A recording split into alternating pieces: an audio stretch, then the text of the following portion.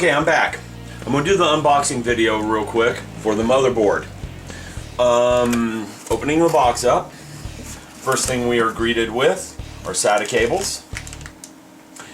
We have two with bent ends and two with straight ends.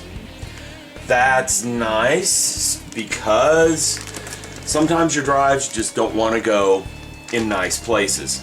So having the bent cables for those few drives that would work better for is nice. We have an ATA cable here. I don't know how often you're going to be playing with an ATA cable because none of the drives I have are ATA these days. Not 100% sure what this thing is.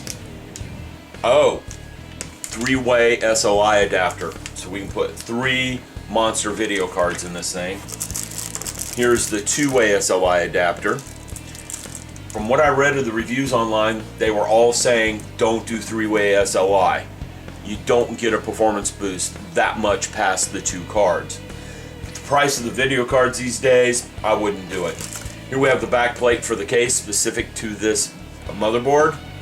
Looking at the case right now, I'm going to need this because the case's back plate doesn't match this back plate. We have a case badge. Probably won't use. Nice to have anyhow. Might sneak out one night and stick it on someone's truck. Here we have the Dolby home theater badge. Again, not going to use it. This is not a media center. We have the step-by-step user's manual for the motherboard, written in both. Looks like. I know that's pretty bad. More than one Asian language. It's written in multi-language, in other words. It has English alongside many other languages. I will glance through that. Over the years, I've put together a lot of computers. I still read the damn manuals. You're just better off reading the manuals. Multilingual installation guide.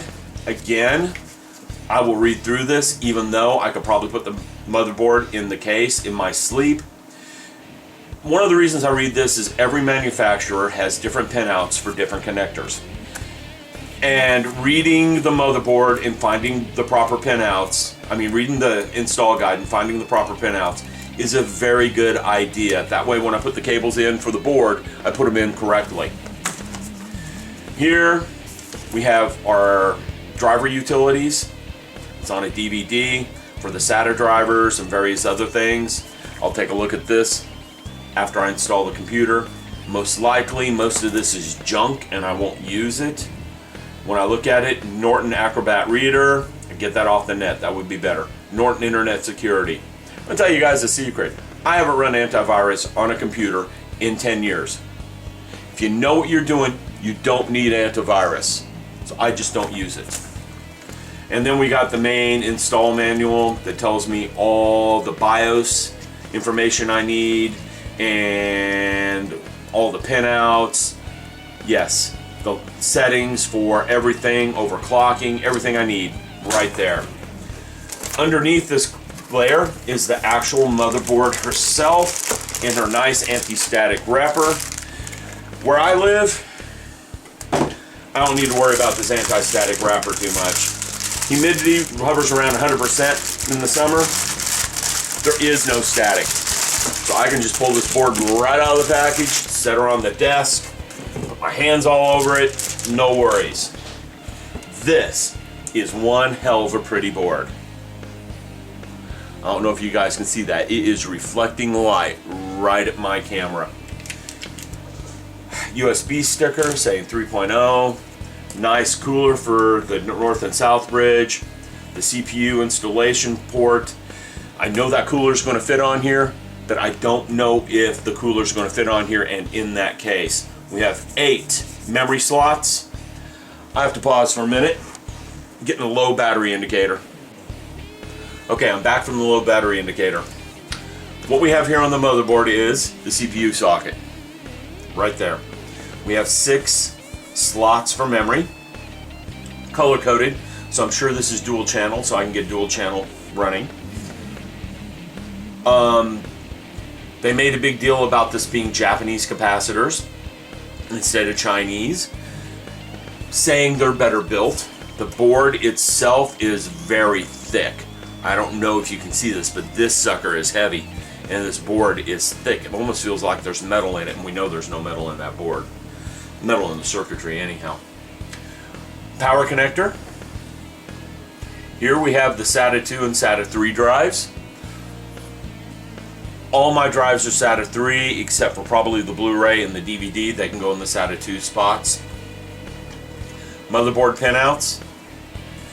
An ATA slot. USB drives, those are USB 3s. Case fan. Floppy drive connector. Our PCI ports. Case, another fan spot. Some more PCI ports. These are the mini PCIs for things like modems. I'm not going to use a modem. I use broadband. On the back of this thing, this is the main reason I went for this board. Let me zoom in a little bit so we can see it better. Here we have our audio out, RJ45 for Ethernet, 2 USB 3 ports, 2 regular USB ports, probably USB 2, 2 SATA ports in case I want to hook up an external SATA drive, 2 more USB ports, 2 FireWire ports, CMOS reset button, SPDIF out, optical SPDIF out, PS2 mouse, off frame, optical SPDIF out, CMOS reset button, and our keyboard and mouse ports. The thing does have some pretty heavy cooling on the 2 control chips for the processor and the PCI. Probably have those wrong, so there'll probably be some weird ass comments. This is a heavy board. It's a pretty board. I'm going to enjoy putting this in the case, I'm sure. I haven't built a computer in a couple of years, so this ought to be much, much fun. That's it for the motherboard review out of box. The next time you see this, I will be placing the processor on it and the cooling fan. Thank you.